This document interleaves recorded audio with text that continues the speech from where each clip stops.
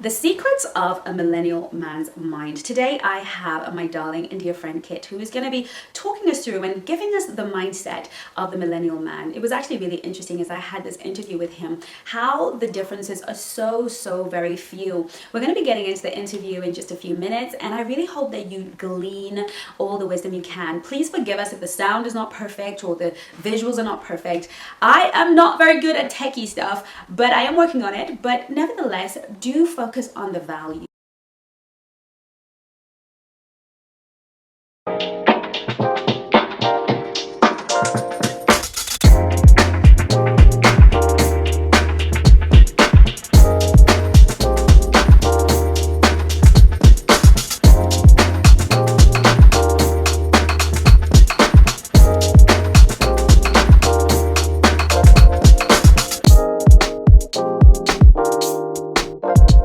I have a question for you. Would you, and you've probably seen it someone as well, if you had a quote-unquote high-value man, would you let him as the late Kevin Samuels? Yes. Exercise his options. No. Is the straight answer. Yeah, of course. Yeah. It's not for everyone. No. Because I feel that my definition of high value is different. Mm-hmm. Right. I think if we're going by the definition that high value is the guy that earns 6 figures, is over 6 foot, is whatever. Having dated these types of men over and over again, I can definitely say that that is not high value to me in itself. Right. A high value man is a man that brings the most value to me. And that would be specific to myself. But to a woman, it's really about that guy who shows up for her and meets her emotional needs really well. He doesn't have to be rich, but he has to have a provider mindset. And I say provider mindset because a woman can earn more and have more, but he just has this deep sense that. So it's a little bit like, I compare it to the household domestication. Okay. So the traditional role is the one. She takes care of the home, and the man goes out there and brings in the big old money, right? Now, those roles were simply just encasing masculine, feminine energy. Now, I always say that the feminine serves and the masculine gives. Okay, so when the man is cooking for the woman or he's cleaning, the feminine mindset woman knows that he is helping her with her responsibility as the servant within the relationship. Okay. Yeah.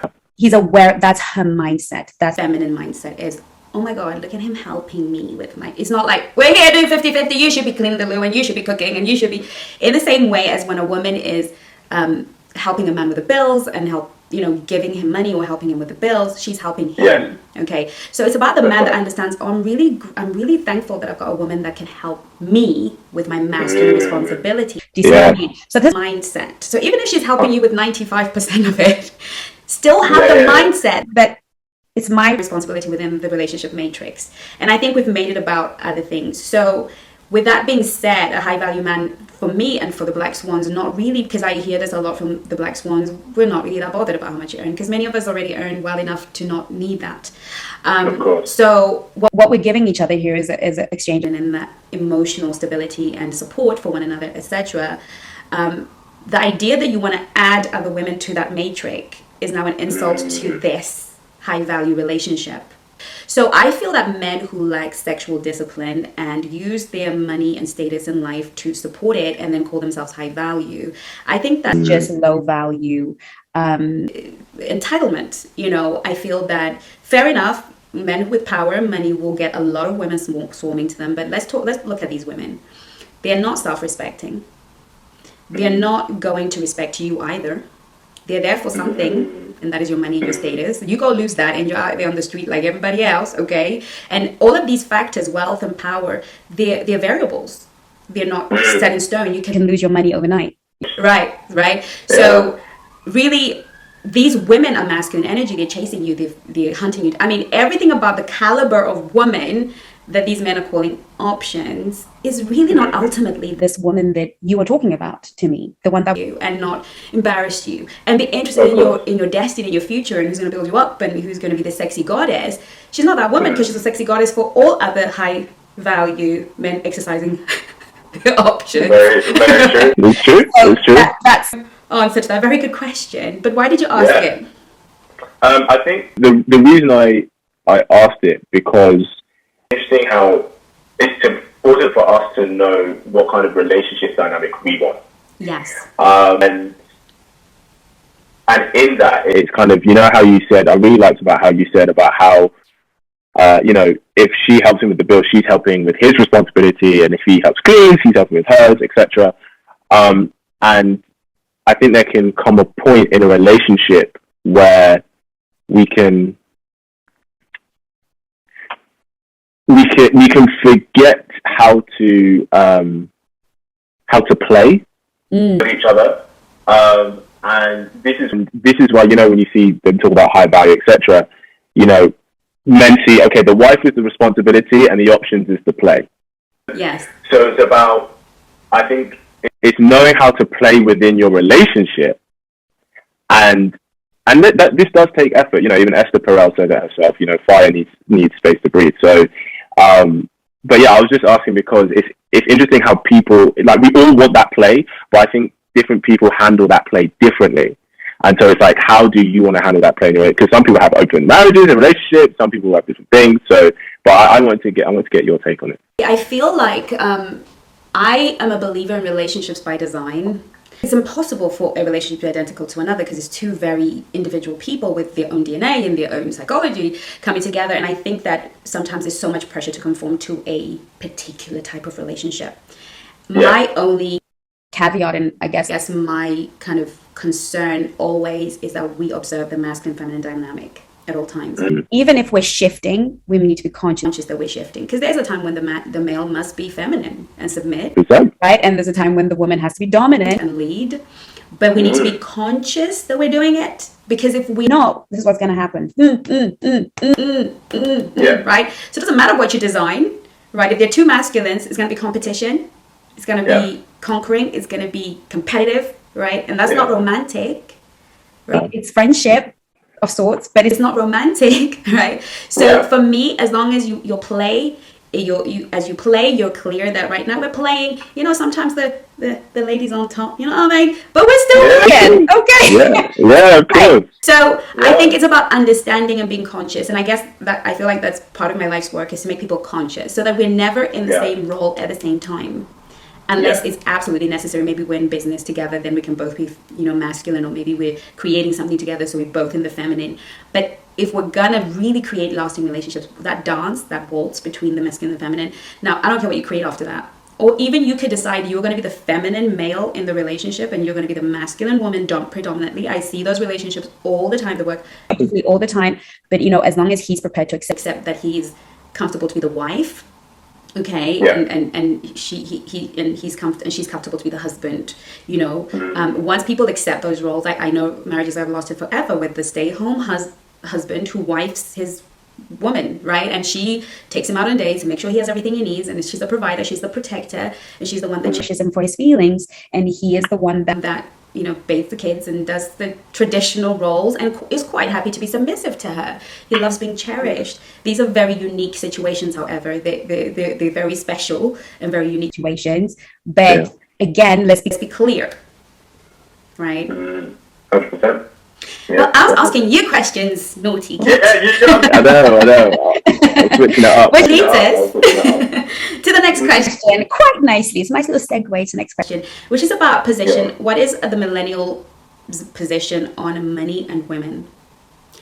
How many is money around women? How many should flow between him and his woman? What would be the typical quality millennial mindset on that, or position on that? This is an interesting one. It's harder to answer because I think a lot of millennial men, because we've grown up in a time where women have been succeeding financially, they're like, okay, well, it doesn't matter financially what I bring because she's got it. But then I think what they find is that it still does matter, really. So, and what we're seeing online, but I honestly think, I don't think it's changed that much from the past, in the sense of what men see is that the more financially successful a man is, the more successful he's going to be with women. And I think even though you can get high earning women, I found with some of my clients as well that even if they're high earning, when they're looking to settle down, have something serious, they still want a man who can handle the majority of the financial burden. And I think there's two types of, I think millennial men go into two types of path at this point. Right. They either go into the path of, okay, well, if that's what women want, then I'm going to do that, right? Mm-hmm. But then they start to ask, okay, well, what do I get out of that, etc. But they tend to go that path, or they go through the rebellious path, which is, okay, but if women are earning the same, if not more than men, why does that matter to you anymore? Yeah. So I would say that I think they kind of, I think, may have come to a decision they have to make, whether they're going to fulfill that traditional role in being able to do that, or whether they're going to rebel against it and try and go 50-50 or something. I love that. Kid is the politician who said everything so beautifully. Okay, so I get that. It's a thing that I think when I don't even think it's a millennial thing. I think even Gen X's, but less of the Gen X's have the conflict, and it's a completely understandable conflict. Love to answer that question. I might answer that in the vault for men, because it's a simple, I think, where there's a missing piece to that information puzzle, right? The missing piece being the type of woman each of these rows is going to get you. Sure. They're going to bring you a different type of woman. Yeah. You're good. If you're kind of like, sisters be doing it for themselves, y'all gonna bring us that money, then you're going to get a lot of masculine energy women, right? Mm-hmm. You've got to be okay if you're masculine energy man,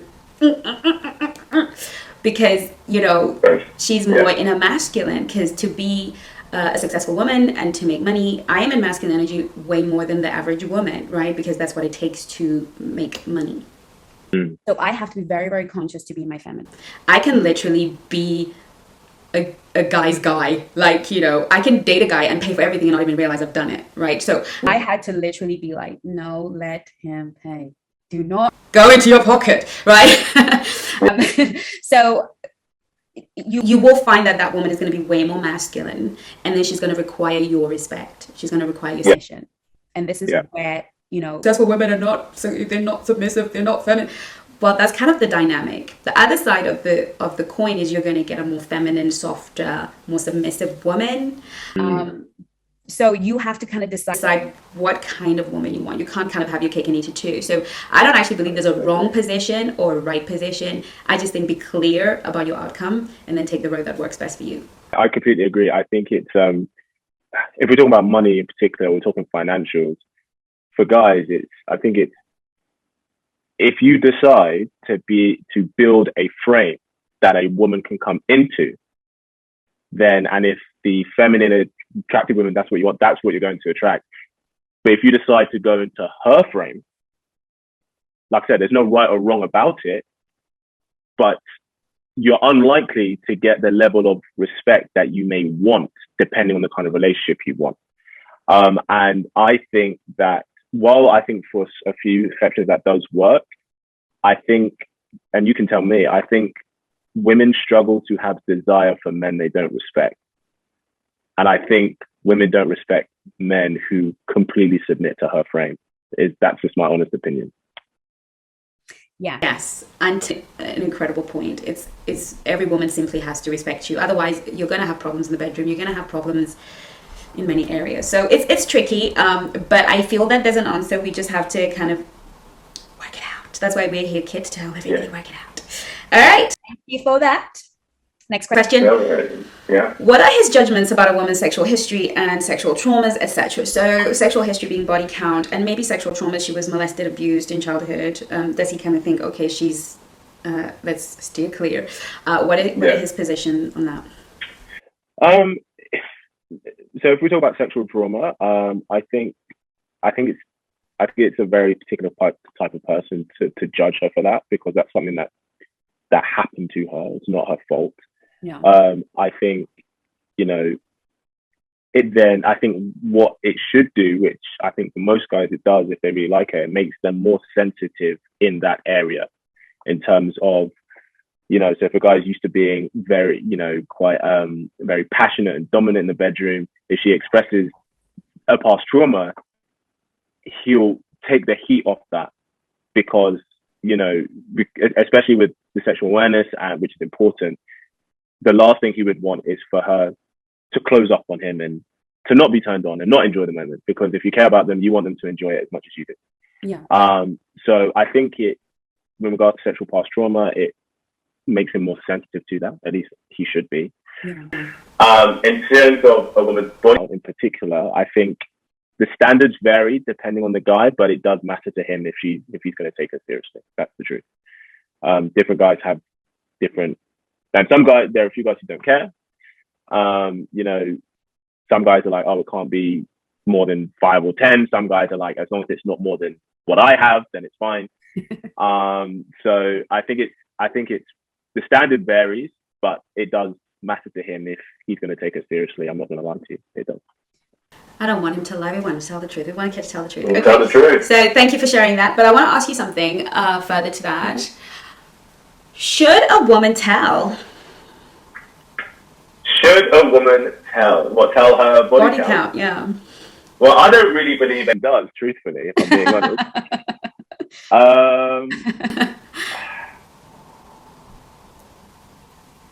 She tell.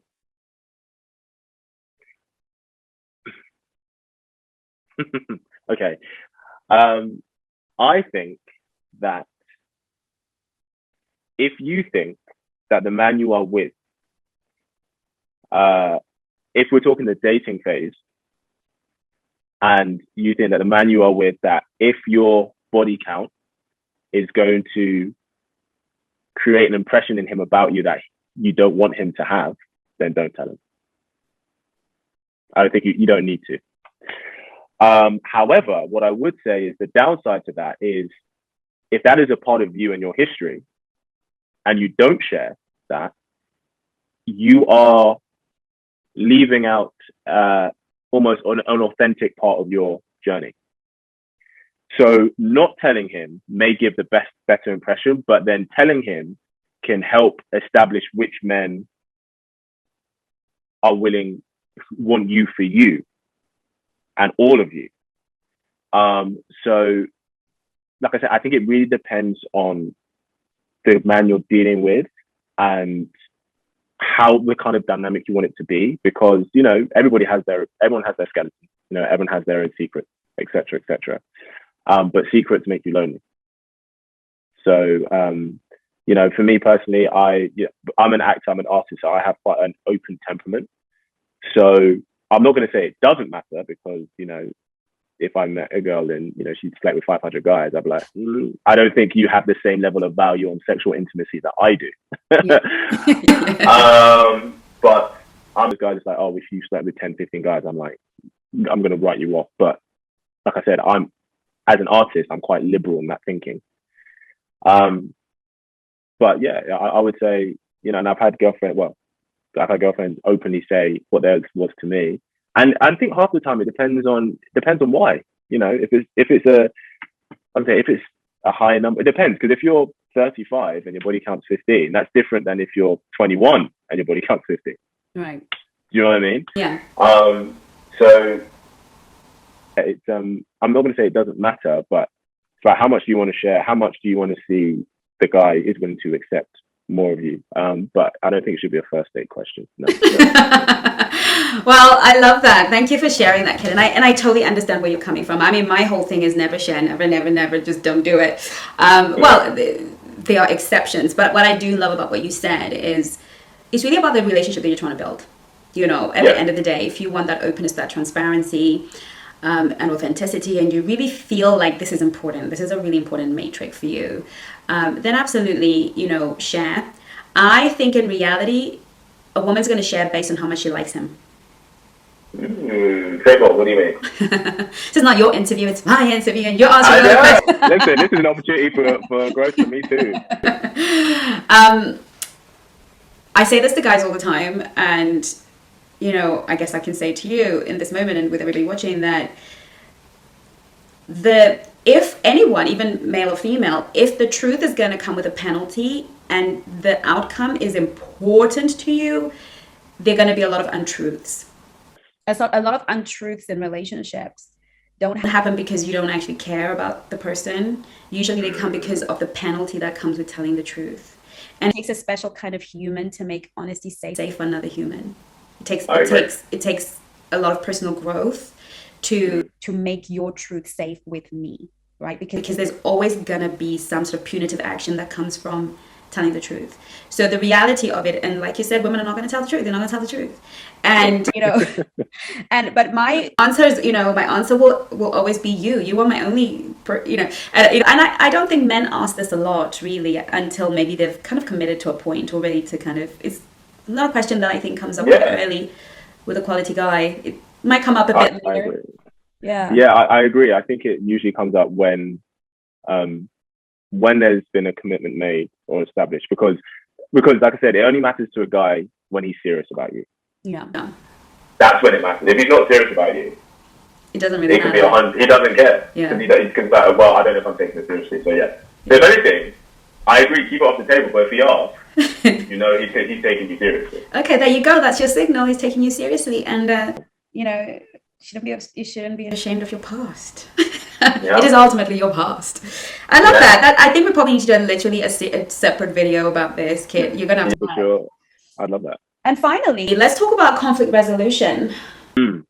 How do you think? What is the millennial man's mindset on how a woman? What kind of woman is he going to want? How does he want conflict to be resolved?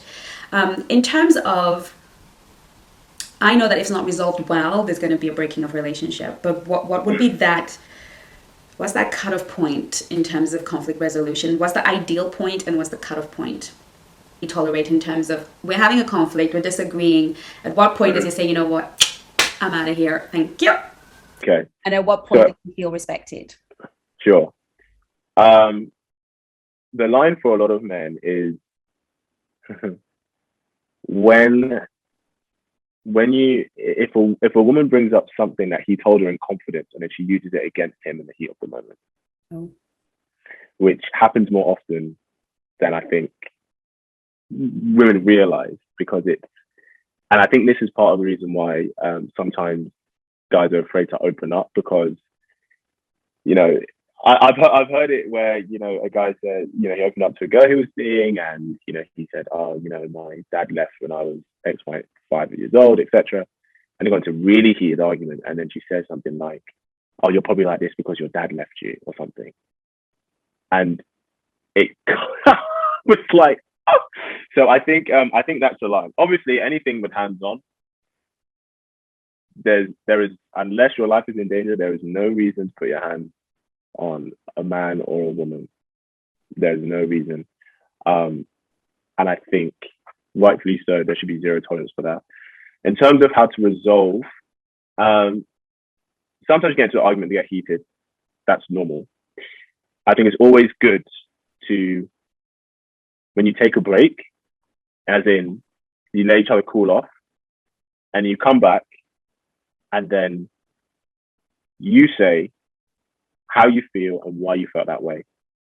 And then you let him say how he feels and why he felt that way. And you have to do that without interrupting each other. Because I think that half of the battle in an argument is feeling like you're being heard. That's all we just want to be heard. You can disagree, but I need you to hear me when I say this. When you interrupt someone, you're not listening. So I think that's, in my opinion, the best way to resolve conflict, because when you listen, it means you're affording the person the respect. So, and the last thing I'll say in regards to conflict, etc., which I think is very important for men, especially men of higher value, is you don't try and have an argument with him in front of your friends or family. If there's something happening, you bring it up later, because when you try and have an argument with them, and if he tries to do it with you, you disrespect each other and you disrespect your relationship. And it's like, okay, you can be like, okay, you know what? This has happened. I need to bring this up to him later because this is how it made me feel. So there's a way to resolve conflict respectfully that neither of you feel personally attacked. That makes sense. Totally makes sense. Yeah, that's what I would say. What can I say? Thank you so much, Kit. I love your insight. I love your mind. I do know that you're one of the special ones. And I love that you're part of this space because we need more kids. And I'm going to steal you into the Black Swan vault for men because I need you. And thank you so much for this moment. I know you're a busy man, and I feel so privileged that you came here. I'll always make time for you, Chengi. You know that. Well, I'll always make time. Thank you, Kit. Well, we need to figure out where we're going to find you, Kit. Where will we find you? Yeah, you can find me on YouTube at Stay Slick with Kit. I do my own dating advice videos, and you can find me on Instagram as well, which is Kit_is_me. So yeah, I'll see you there. Brilliant. Go follow Kit and learn a little bit more, especially you younger chicks. Go and learn everything. I love watching his videos when they come up on my YouTube thingy-majig. I'm like, I'm gonna go watch Kit. Always great. Always great to have you. Thank you all so much for watching, and we'll see you on our next video. In the meantime, take care of you. Say bye, Kit. Bye. See you later. Bye. Bye. Well done for coming to the end of this video. What I want to ask you is, what have you learned? What is your takeaway, and what are you going to start practicing right away? Those 3 things are how you are going to get the best out of every class here at the Black Swan Relationship Academy. Please put it in the comments so that we can all have a look. So I can have a look, the coaches can have a look, and I promise you, we read every comment. We may not be able to reply to every comment, but we read all your comments, and we want to see how you are growing. And we will see you on the next video.